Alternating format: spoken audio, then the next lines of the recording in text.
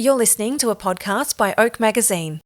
I would like to acknowledge the Dja Dja Wurrung people as the traditional owners of the land on which this episode was recorded. I pay my respects to their elders, past and present, and extend that respect to all Aboriginal and Torres Strait Islander cultures.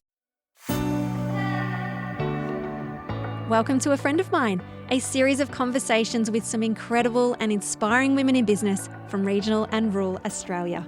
I'm Kimberly Finesse, your host and the founder and editor of Oak Magazine, and I cannot wait to introduce you to some amazing female entrepreneurs who will share with you their experience and knowledge of what it takes to start, grow and scale a successful business. So let me introduce you to a friend of mine. Fiona Landford is one of those incredibly special people. Fiona and her husband Wayne have fostered 32 children and adopted 4, along with being biological parents to their daughter Jess. Fiona's career started out in special education. It was through her work and her children that she saw a growing need for services that would proactively support not only isolated and/or disadvantaged families, but also neurodivergent children and their families. 3 of their adopted children identify as neurodivergent, and to find professionals who are versed in neurodivergence, the impact of disability, and also trauma-informed was a challenge. Not to mention finding someone who understood the complexities of living in rural and regional Australia. With the encouragement of others, Fiona retrained over a period of years and in 2016 established Courage, Wisdom, Change, which empowers children, youth and adults with skills for positive change. Fiona shares with us her late career change, moving into counselling and unintentionally establishing herself as a neuro-affirming practice, why she's seeing more women identify as neurodivergent, the importance of looking after your mental health and well-being, and her highs and hurdles as a business owner. This episode is really good, and to talk to a counsellor who has lived experience is something special. Meet my friend Fiona from Courage, Wisdom, Change. Hello Fiona, and welcome to the podcast. Hi Kimberly. It is really good to have you. We featured your story on our website. I want to say a few months ago it was, and there was just something about it there. And of course I reached out and I said, oh my gosh, can I have you on the podcast? Because there were just these little golden nuggets. And I think as a journalist, you can see them and you're like, wow, this person really has an incredible story that needs to be shared. So I'm so excited that I suppose get to dig in a little bit and share that with our listeners. Yeah, thanks for inviting me. It's exciting. It's my pleasure. Now, to get us started, you live in Kyneton, is that correct? That's correct, yes. Yeah, so you're just down the road, about an hour. But for those that are not sure where Kyneton is, it's this beautiful part of country Victoria, sort of obviously central Vic, about an hour out of Melbourne. It's such a stunning place to live. Lots of growth happening in the area as well, isn't there? And a few famous people starting to move in. I think, is it Shayna Blaze might be one of them? Yeah, she's actually down the road. Oh my gosh, how's that? See, even the rich and famous know that we've got something good going in country Victoria. Now, just to get us started, something that sort of popped up for me was that you were obviously a teacher. You were an assistant principal. And then when I started chatting to you before the podcast, I said, is this something that you've done? Is this your whole career journey? But it hasn't been. So did you want to take us back and talk us through, I suppose, the bit of your life that makes sense to the podcast and how you became a teacher? Sure. I finished year 12 at 17 and went out and became a photocopy clerk for land titles in Adelaide, actually. And then moved around reception, secretarial jobs for a while, and teaching had been something I had always wanted to do. And my husband and I were having a heart-to-heart one night, and he said, well, if it's something you still want to do, go do it. So I retrained at University of South Australia as a teacher in primary, junior primary. And my first posting was actually in Unadilla in far north South Australia, a remote community there. How was that? It was brilliant. Yeah. Tough, but brilliant. Yeah. quite a culture shock. And then we moved to Canberra when I finished that, and I began working as a teacher in Canberra in special ed. And then I moved to New South Wales, and an assistant principal position came up for special ed or support in a mainstream school. And I just took full advantage of the opportunity and got it. So I was working with mainstream teachers and mainstream schools to implement strategies and just ways of supporting students and their families so that everyone can achieve the success. How old were you then when you decided to go into teaching? 27. Yeah, so mature age student. Yeah, so we'd actually been told that we would never have kids. So that was part of the life-changing decision. I love kids, love being around them. Went to do teaching in that first year. Jess arrived. I tell people that I had Jess when I was at uni. So, just working out that balance of study commitments, life commitments, and a new baby. Jess was our biological child. So, quite a shock. I thought I had the flu. And in 2007, we had fostered early in our marriage. We've had 32 foster children in total. What else? And in 2007, we were asked if we would look after two little ones, siblings. And then we had a phone call to say there's two more. So it was a family group of 4, and they all came to live with us. And we actually were able to adopt them in 2020, COVID. Oh my gosh. So that was a long journey. You're such an incredible person, Fiona, to foster children. I know there's some people that think about it and think, oh, that would be really great. But what it takes to actually do that, and sometimes the stories and the background that those children come to you with can be quite a challenge. So you're obviously an incredible special couple to be able to provide that space for them as well.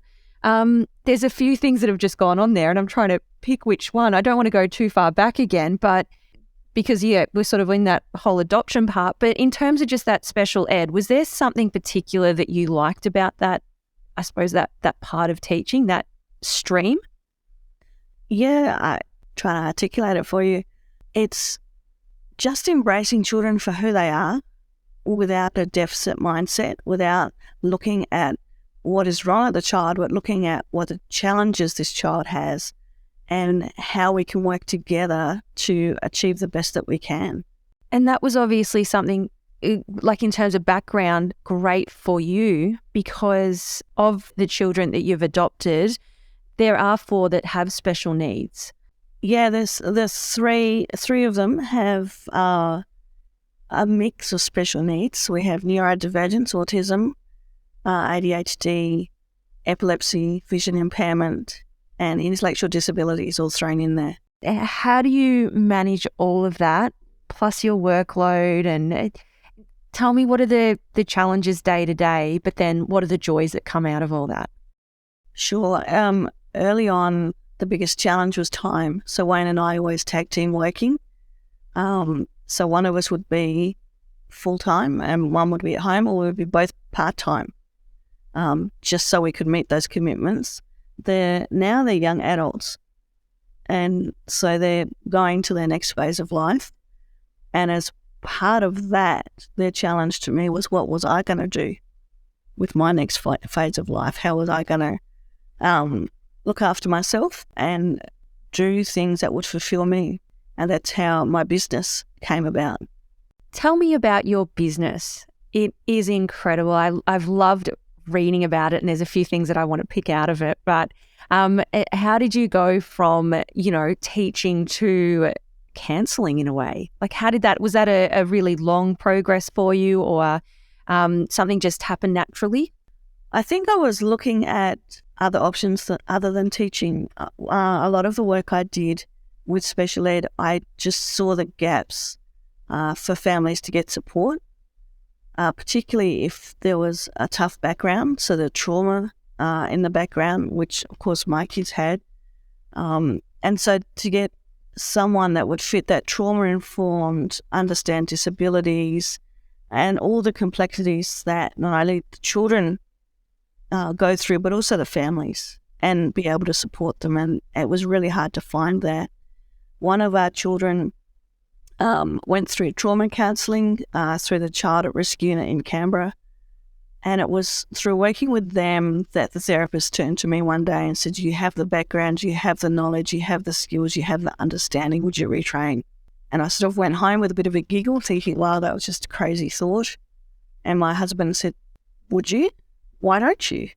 And so I started exploring different aspects, and in 2016 completed my counselling qualifications. Incredible.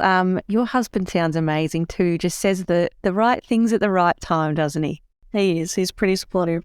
Obviously, there is a real challenge in finding someone who understands the complexities of all that in rural and regional Australia, and that's the gap that you're really filling, isn't it? It is. It is the gap that I want to fill. I know when I went through the Child at Risk Unit in Canberra, that was a 3.5, 4 hour round trip to travel. And we were fortunate that we were in a position to be able to do that. You know, fuel, time, everything. And it just really brought it home that those services aren't accessible all the time. And services that can acknowledge it's just because today's a really tough day because of the circumstances you're in, doesn't mean that you've thrown in the towel or you're giving up or you're having a nervous breakdown. You're just acknowledging that today's a really crappy day, and to be able to sit with that. Are you seeing a bit of a rise in the number of people that are coming to you for support who are neurodivergent?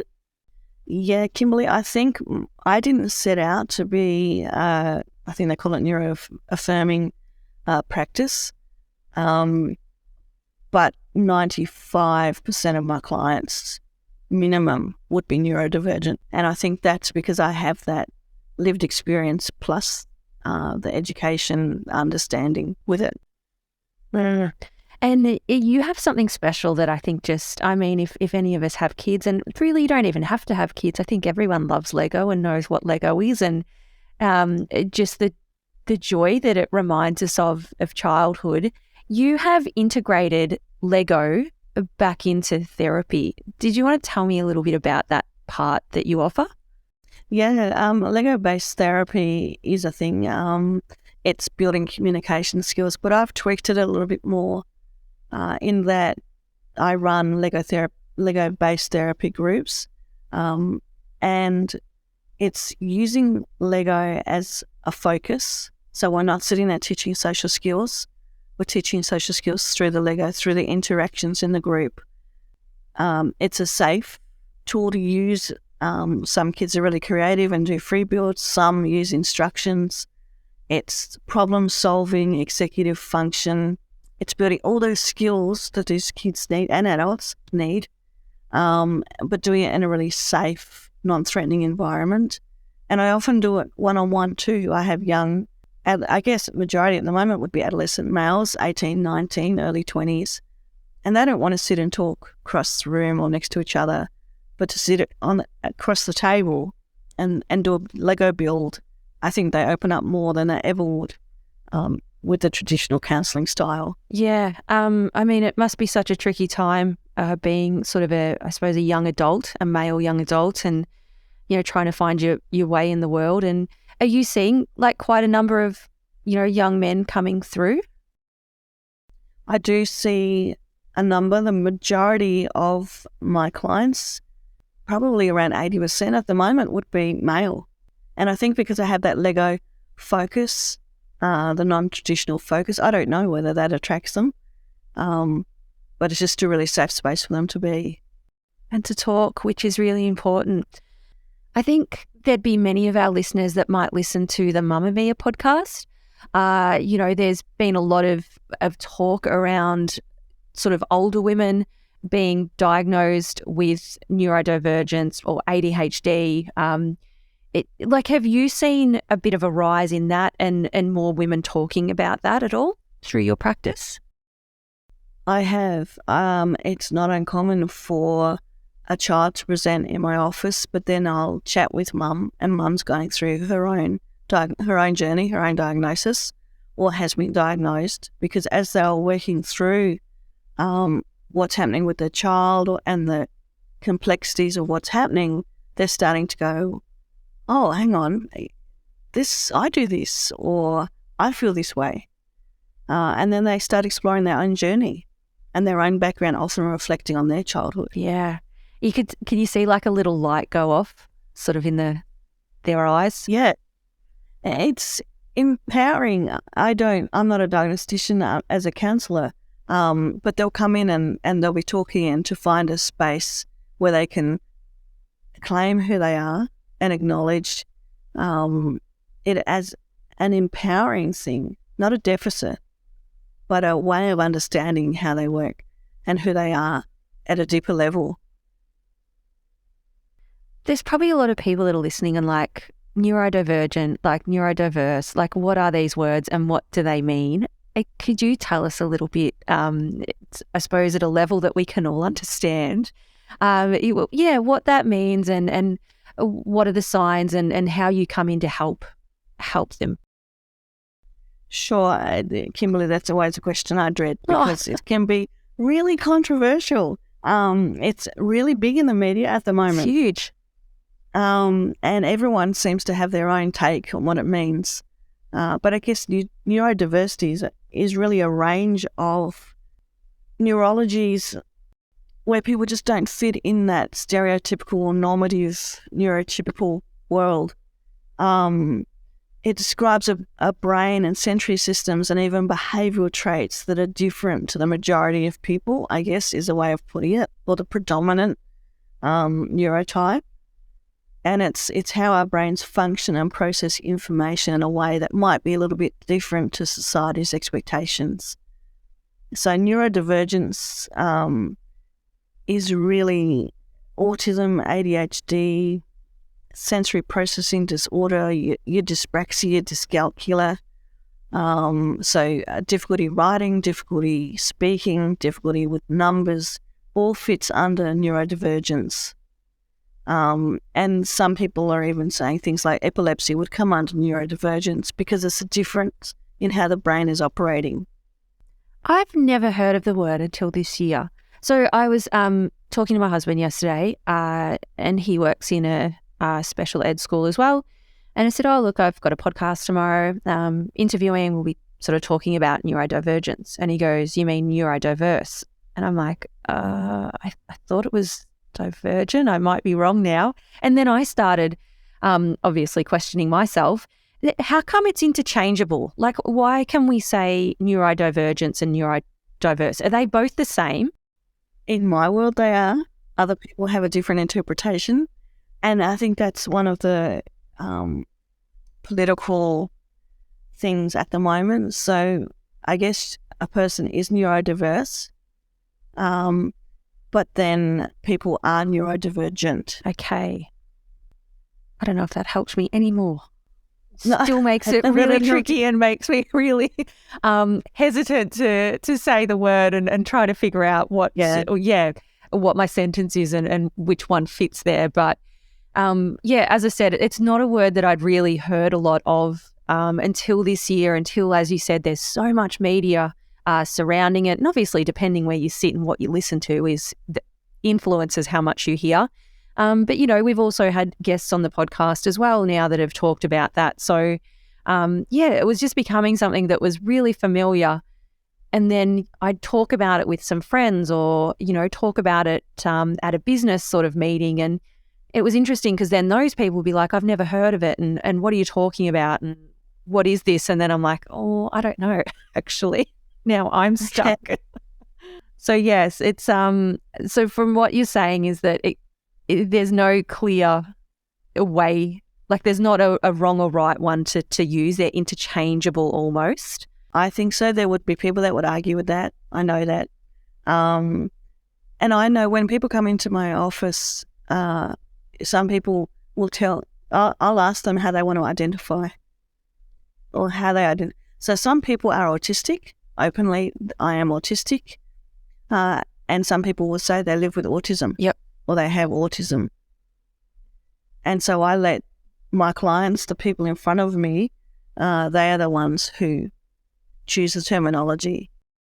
Isn't that just a simple question, really? Like for everything, not just for this. It could be pronouns. It could be, First Nations people, how they'd like to be identified and referred to in articles. Like it's just asking the question.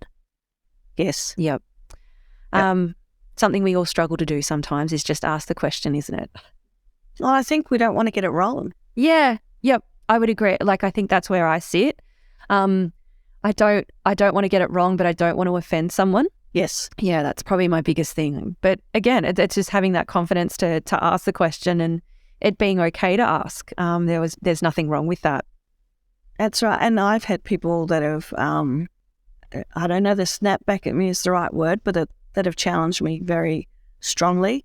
And I'll just acknowledge it, that we all work differently and I respect where they're coming from. So if that's how they wish to be referred to or that's the wording that they wish me to use, then if it's offended them, I'll apologise and I will make a note and that's how I'll refer to them or I'll check in with them each time, depending where they're at. Yeah. How do you look after yourself? I mean, it's got to be hard when you work in these spaces, and you're dealing with a lot of other people's trauma and obviously them sharing things in their lives. How do you look after yourself? Yeah, so from a professional perspective, I have 2 different supervisors, one who identifies as neurodiverse, so that would be a weekly check-in. And that's an investment as far as I'm concerned. That's my growth. That's how I keep myself in check, make sure I'm grounded, and serving my clients the best that I can. Family's huge for me, and my youngest is 19 and the eldest is 24. So they're all looking at the next few years flying a coop. So it's spending time with them, having fun with them, and finding that balance with it. I like quiet times, so I like walks, jigsaws, sewing, and it's different for everyone. I love what I do, so study is self-care for me. It was interesting a couple of years ago, I was talking with someone and all the minimalism stuff is in, and I thought, I need to get rid of my stuff. I've got so much stuff. But it's that stuff when I have a hard day, when I sit with someone through a really hard story and I go home and I look at my fancy teacups and I get them out and I have a cup of tea, because that's something I used to do with a good friend years ago, and that brings me those memories and brings me into a happy space. Then that's self-care. I like that. I'm liking your definition of self-care that is slightly different to what other people would define it as. Your meditation and your massage and all of that. It's, as you said, it's getting the nice teacups out. I mean, that's something that we always put to the top of the shelf, isn't it? And we only bring out on special occasions.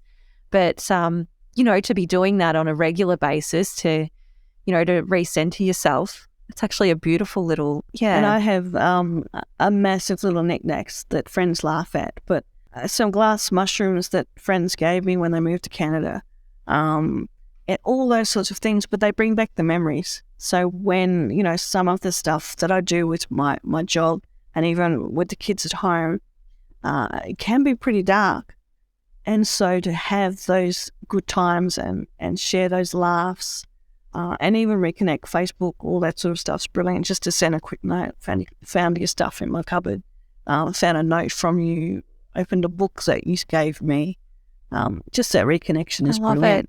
I love it. You just touched on something that has been, I suppose, something I'm focusing on at the moment, or a bit of a topic of conversation, and that is, we do deal with hard stories. We listen to hard stories, and obviously we're in very, very, very different industries, you and I, Fiona, but, you know, we listen to people share those hard times.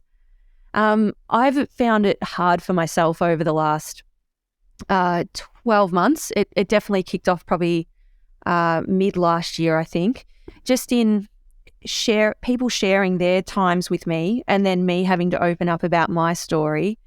All of a sudden, everything felt a little too heavy and probably wasn't looking after myself. There's almost not that duty of care of how do we deal with this? How do we work through it, especially when you're not trained to? What do you think? Do you think as content creators that being so unqualified in the space of, you know, dealing with heavy topics, I know it's the same word over and over, but like, how do we look after ourselves? Do you think there is something there that's popping up, you know, where podcasters are interviewing anyone and anyone without actually that duty of care to check back in and make sure what they're saying, that there isn't something underlying that, I don't know, it's just a big conversation in my head, Fiona. And I don't think I articulated that at all very well. So, oh gosh. I think it's really interesting times that we're in, and I might sound really old saying things like that. People are sharing stories that once upon a time would have been secrets in the closet. That's what I needed to say. You know, you might have gone to therapy, but you didn't even let people know that you were going to therapy. And they're now putting it out there for everyone to hear. And for themselves, it can be in some ways a liberating thing, but they don't realise that that's now public property. We need to look at the motivations behind sharing some of the stories. Sometimes it can be that you can open that story and you can empower dozens of people to make change in their life. But it's finding that balance. It's reaching out to a coach or a therapist or a counsellor to help you walk the journey, to walk with you through the journey. Because we all have stuff, I think, that we don't want to acknowledge that we've pushed back, and then something will bring it to the front. Some people call it triggering, but really it's just uncovering something that perhaps we weren't ready to deal with, or we didn't understand, or we've misinterpreted in how we've done it. And I think that's where it's hard, Fiona, because it is so empowering to share our stories. You know, someone else with the same sort of lived experience can then go, well, oh my gosh, I'm not different. You know, here's someone else that's gone through the same thing, you know, and they've survived that. You know, there's a chance for me too as well. And oh, look what they've done to get to that point. You know, I can take some tips from that. Like I absolutely believe in the power of storytelling. I think for me at the minute, as probably what you've just touched on, are we ready to share some of those stories? You know, and we do probably need that support, that when we do open up and it is out there, that we can fall back on something and we can go in and, you know, and have a talk together and say, okay, so you've shared it. How do you feel about that now? And work through those feelings and all of that. Because as you said, it's once it's out there, it's out there. And I think one of the most powerful things for me on my journey was to be able to share information, but not have the emotional entanglement with it. So not about disassociating from it at all, but to have unpacked it enough that it no longer had that power over me to make me feel small or make me feel ashamed or uncertain about myself. So I could actually relate it as this was my experience. It's part of my story. It's not defining who I am. So there'd definitely be a benefit in someone, even a business person. So I had said this, I think it was last week at a business event, that our first hire should be a therapist. You know, not someone to help us with the books or anything like that. It's actually to work through some of it, even something as simple as our relationship with money. that obviously stems from childhood for many of us. And then that can then weave its way back into our business, why we don't charge more and why we don't chase up invoices and why we're happy just to get what we get and not ever reach for more. Do you think it'd be worth those that are like, okay, I want to do PR. I want to get this media attention. I'm being told to share my story. Like it might be actually a good idea to speak to a counsellor or a therapist and make sure I am ready. Make sure I can, as you said, that emotional entanglement, like untangle that, separate it and go through. Yeah, definitely. Look, a counsellor, therapist, even a coach, but finding someone that you fit with, that you're comfortable with, because I know in my journey I've met people, met coaches, met counsellors, and you can do the clinical or the process side of it, but you still hold something back because you're not 100% comfortable with the person. So finding someone that you gel with.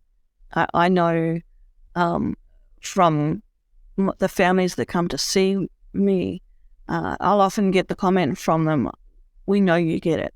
We know you understand it. So they're more open. They're more willing to share where they're at, and that's how we move forward. And with your journey, Fiona, like you've had a few, like you've had ones that haven't worked. How do you sort of, I suppose, get out of that and then, have the confidence to go again to another one and, unpack? Yeah, that's been huge. In the last year, I think I've made massive growth in that area, in being able to unpack it and move on a lot quicker. And I actually became a founding member of the Emotional Fitness Formula, which was created by Joe Parnay.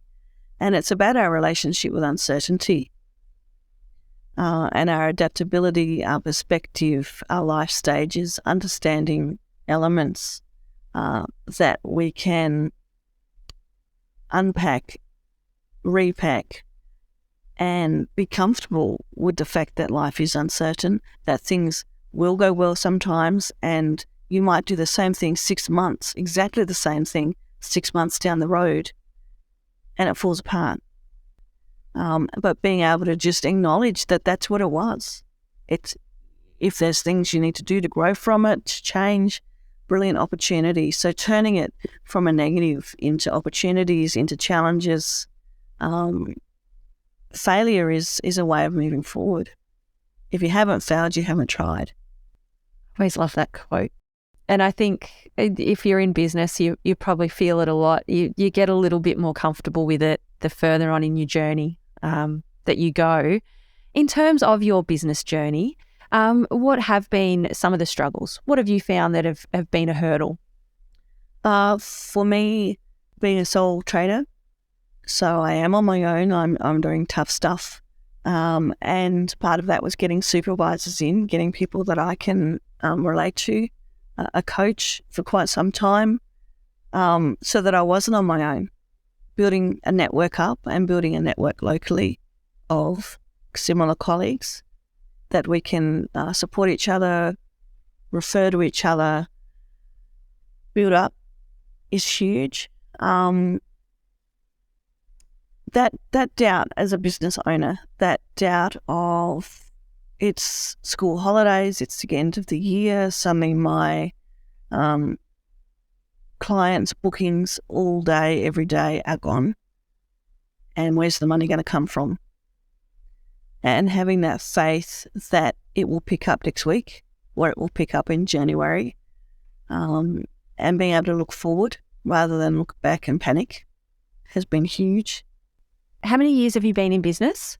So I started 2016 part-time, so I was teaching and building the business up.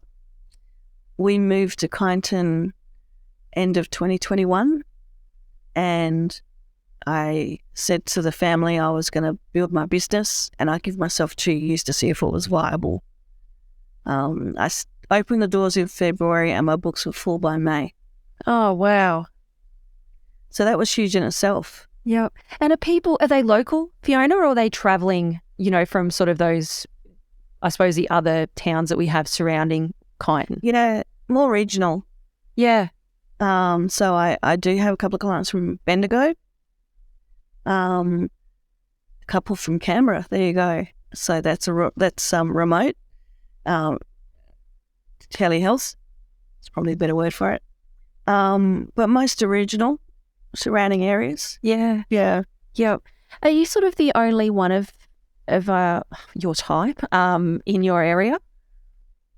Yeah, I think so. There's lots of neuro-affirming practices coming out and about. But I think the uniqueness that I bring is what attracts people. So I have the Lego therapy, but I can bring in anything. So I have a client who loves jigsaws. So we actually do our session over a jigsaw. It's that scope that brings people, and referrals is huge. Yeah. Yep. I imagine it would be. But as you said, I think it also is just that fact that you can relate, you have that lived experience. They're talking to someone who knows the challenges that they're going through. That must be just a huge relief sometimes. Yeah, definitely. And just understanding the regional, rural, remote, to have a client earlier in the year ring and say, I can't make it, we're flooded in. Yeah. And then, for telehealth, they're like, well, we don't even have internet. And it's like, that's cool. Call me when you're able, and we'll work something out. So having a little bit of flexibility with it, because you understand if it's harvest time, it's not that they want to drop appointments. There's other priorities right at that moment in time. What about the highs? What are you loving about being a business owner? That's a hard question. My biggest hurdle has been to get over the fact that I am an expert in the area that I'm in. And so I have been loving my own growth. I have been loving seeing my confidence grow, loving being recognised for the skills that I have. Even just being invited into this podcast was like, well, is this for real? This is really me? Absolutely. Yeah. Yes. So, and to be able to see positive changes for people, even if their circumstances can't change, just their attitude or the way they're managing it, and to see them go from picking their nails and shoulders all hunched over to see them come in relaxed and a smile on their face, even if sometimes they're talking about the same sort of situation, is, for me, is hugely rewarding. I like that when you said sometimes like our circumstance doesn't change, but we can change. I think that's something that, maybe some of us can actually apply to the situations that we're in. So always little nuggets. This is probably one of those podcasts that I'd love for our listeners to send in questions. So we definitely pop it up on the post when it goes on our social, so Facebook, Insta, LinkedIn and that. But before I do let you go, I would love to know about a friend of yours that we need to know about. Yeah, I'm going to be cheeky. They're in South Australia. Jess Kyneton, she's leading change experience. She's always with horses, and she's empowering women and young women to embrace who they are and move forward with their life, develop to be a whole person, be self-aware in a really safe, really beautiful environment, and just to see we're journeying together in some ways, but to see the growth in her, but also in her business, and the confidence and the work she does is just beautiful. I've read a few articles, well, we've published an article and also read others on sort of horse or equine therapy. There must be something magical about horses. Yeah, they're an animal that's really attuned to their surroundings. So I won't do it justice by any way. I'm not an equine person myself, but just the power that they bring and the healing that they can bring with the connection, it's very real and very changeable if you ever observe it. Yeah, amazing. Well, we'll pop her name in our show notes as well so that people can find and discover even more about equine therapy. I would like to thank you so very much for being a guest and just giving us an insight into your journeys from obviously teaching into your own business, but the incredible work that you've done over the years as a foster parent. I think that's probably a whole episode on its own on someone else's podcast too.